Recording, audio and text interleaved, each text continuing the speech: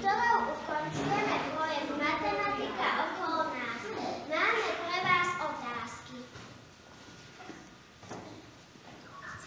Ktorá aktivita pre vás bola najťažšia? Aktivita veľa hľadání pokladov a histórie čísel. Naučili ste sa pomocou projektu niečo nové?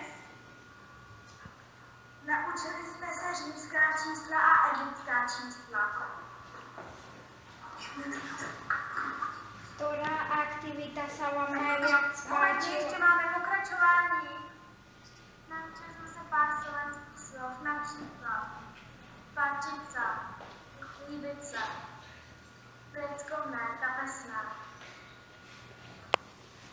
Ktorá aktivita sa vám najviac páčila a prečo? Naučili sme sa používať nový nástroj Padlet.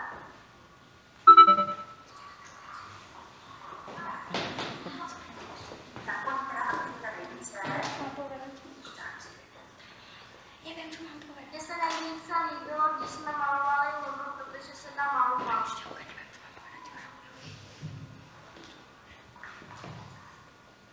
Mně se nejvíce líbilo, když jsme malovali hodiny za stupenkách.